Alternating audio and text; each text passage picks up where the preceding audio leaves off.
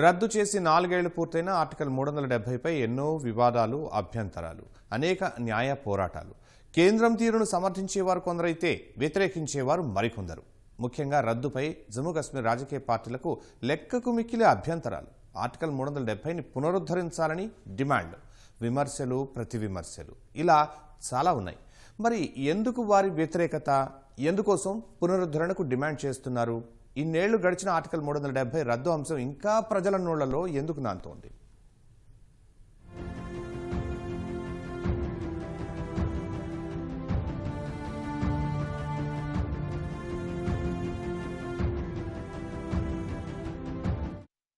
దేశ రాజకీయాల్లో బోలెడు వివాదాలకు కేంద్రంగా నిలిచిన అంశం ఆర్టికల్ 370 రద్దు. భాజపా చిరకాల స్వప్నంగా ఉన్న ఆర్టికల్ 370 రద్దును ఆ పార్టీ కేంద్రంలో రెండోసారి అధికారంలోకి వచ్చిన తర్వాత నెరవేర్చుకుంది. 4 ఏళ్ల క్రితం కేంద్రం రద్దు నిర్ణయం తీసుకోగా ఎప్పటికీ దీనిపై వివాదాలు రేగడానికి కారణం రాజకీయ పార్టీల భిన్నాభిప్రాయాలే. ముఖ్యంగా జమ్మూ కాశ్మీర్కు చెందిన రాజకీయ పార్టీలు, అక్కడి వేర్పాటువాదులు రద్దు నిర్ణయాన్ని తీవ్రంగా వ్యతిరేకిస్తున్నారు. National conference, people's democratic party బహిరంగంగానే వ్యతిరేకత వ్యక్తం చేస్తూ ఉంటాయి. సోమవారం సుప్రీంకోర్టు తీర్పు తర్వాత కూడా ఆయా పార్టీల నేతలు బహిరంగంగానే అసంతృప్తిని వ్యక్తం చేశారు. సుప్రీంకోర్టు తీర్పు నిరాశపరిచిందని ఆ రాష్ట్ర మాజీ ముఖ్యమంత్రి, డెమోక్రటిక్ ప్రోగ్రెసివ్ ఆజాద్ పార్టీ వ్యవస్థాపకుడు గులాం నబీ ఆజాద్, నేషనల్ కాన్ఫరెన్స్ నేత ఒమర్ అబ్దుల్లా వ్యాఖ్యానించారు. పీడీపీ అధినేత్రి మహబూబా ముఫ్తీ సుప్రీం తీర్పుపై నిరుత్సాహపడకుండా పోరాటం చేస్తామని తెలిపారు. आप जानते हैं कि सुप्रीम कोर्ट ने ये कहा कि 370 आर्जी है। ये हमारी हार नहीं है, हिंदुस्तान के तस्वुर की हार है। मैं अपने देशवासियों से कहना चाहती हूँ, आप में से कई लोग इस वक्त जश्न मनाते होंगे जो जम्मू कश्मीर को आज फिर से जेल में कन्वर्ट किया गया, हमें घरों में नजर बंद किया गया, वर्कर्स को थानों में बंद किया गया। ये एक सियासी लड़ाई है जो पिछले कई दहाइयों से चल रही है। हमारे लोगों ने बहुत कुर्बानियां दी हैं इज्जत नफ्स हासिल करने के लिए। हम इसको अधूरा नहीं छोड़ेंगे, मगर बशर्ते कि हम इकट्ठे हो जाएं, एकजुट हो जाएं और ये लड़ाई, ये जद्दोजहद इकट्ठे लड़ें। फैसले की हम उम्मीद लगाए बैठे थे, बिल्कुल नहीं। हमने सुप्रीम कोर्ट का दरवाज़ा खटखटाया था क्योंकि हम इंसाफ की उम्मीद कर रहे थे कि मैं पूरी तरह से मुतमईन हूँ कि इससे ज़्यादा शायद हम कर नहीं सकते थे। हकीकत ये है कि हमारे मुखालिफ भी इस चीज़ को तस्लीम करने पे मजबूर हुए। कश्मीर के लोगों के साथ, लद्दाख के लोगों के साथ और बाकी मुल्क के उन लोगों के साथ जो चाहते थे कि हम इस लड़ाई में कामयाब हो जाएं। मैं दिल की गहराइयों से उनसे माफ़ी मांगना चाहता हूँ, लेकिन मैं अपनी जगह ये भी कहना चाहता हूँ कि मामला यहाँ ख़त्म नहीं होता, हमारी कोशिशें यहाँ ख़त्म नहीं होंगी।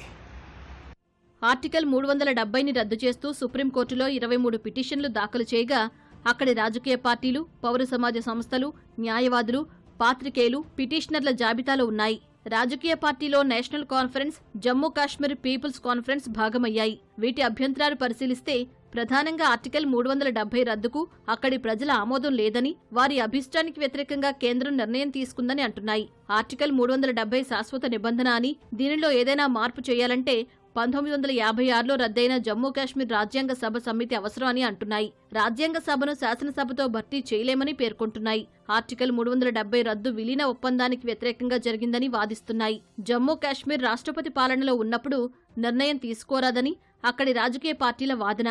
శాసనసభ స్థానాన్ని గవర్నర్తో భర్తీ చేసి ఆర్టికల్ 370ను రద్దు చేశారని అంటున్నాయి. 2 కేంద్రపాలిత ప్రాంతాలుగా విభజించే అధికారం కేంద్రానికి లేదని పేర్కొంటున్నాయి. కేంద్రపాలిత ప్రాంతాలుగా చేయడం వల్ల రాష్ట్ర స్వయం ప్రతిపత్తి తగ్గిపోతుందని, సమాఖ్య వ్యవస్థపై ప్రభావం పడుతుందని అంటున్నాయి.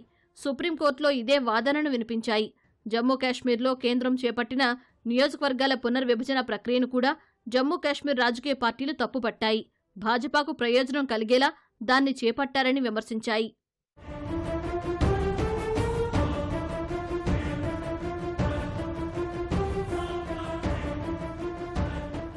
ఆర్టికల్ 370 రద్దును గట్టిగా సమర్థించే భాజపా జమ్మూ కాశ్మీర్కు అభివృద్ధి ఫలాలు అందించడంలో అది అడ్డుగా ఉండేదని వాదిస్తోంది. హింస, ఉగ్రవాదం, వేర్పాటువాదం పెరగడానికి కారణం ఆర్టికల్ 370నే కారణమంటోంది.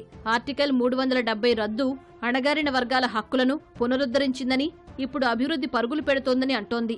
ఈ నేపథ్యంలోనే సుప్రీంకోర్టు తీర్పును భాజపా స్వాగతించింది. ఈ తీర్పు చారిత్రకమైందని ప్రధాని మోదీ అన్నారు.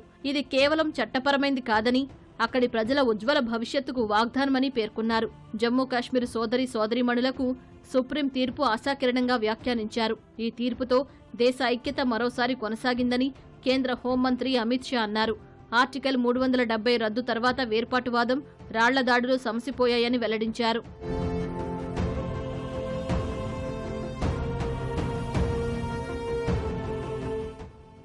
విపక్షం కాంగ్రెస్ పార్టీ కూడా సుప్రీంకోర్టు తీర్పును స్వాగతించింది. కేంద్రం వీలైనంత త్వరగా జమ్మూ కాశ్మీర్లో ఎన్నికలు నిర్వహించాలని కాంగ్రెస్ ఎంపీ అధీర్ రంజన్ చౌదరి విజ్ఞప్తి చేశారు. రాష్ట్ర హోదా పునరుద్ధరించాలని సూచించారు.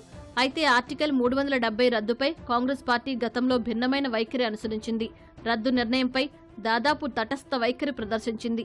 ఆర్టికల్ 370 రద్దుపై కొందరు కాంగ్రెస్ నేతలు గతంలో వివాదాస్పద వ్యాఖ్యలు చేశారు.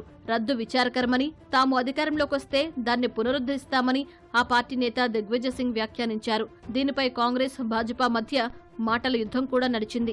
పాకిస్తాన్తో కాంగ్రెస్ పార్టీ ఒప్పందం చేసుకుందని ఘాటు విమర్శలు చేశారు. దిగ్విజయ్ వ్యాఖ్యలపై కాంగ్రెస్ నేతలు సోనియా, రాహుల్ గాంధీలు సమాధానం చెప్పాలని డిమాండ్ చేశారు. ఇలా ఆర్టికల్ 370 రద్దుపై దేశంలోని ప్రధాన రాజకీయ పార్టీల వైఖరి సాగింది.